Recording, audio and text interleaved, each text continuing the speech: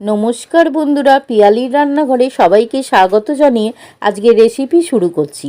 তো চলো শুরু করি। প্রথমে 1.5 চামচ তেল গরম হলে ঝাল অনুযায়ী 3টে লঙ্কা ভেজে তুলে নেব।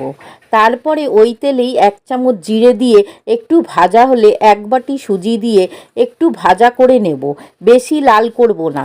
তারপরে ওই বাটি মেপেই 1.5 বাটি জল দেব। 1 বাটি সুজি হলে 1.5 বাটি জল দিতে হবে।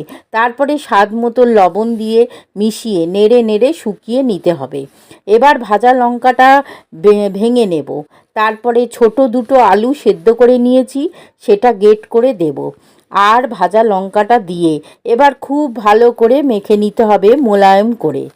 তারপরে অল্প করে নিয়ে গোল করে তারপরে হাতের তালু দিয়ে একটু চেপে আঙুল দিয়ে মাঝখানটা ফুটো করে দিতে হবে। একইভাবে সবগুলো করে নিয়েছি।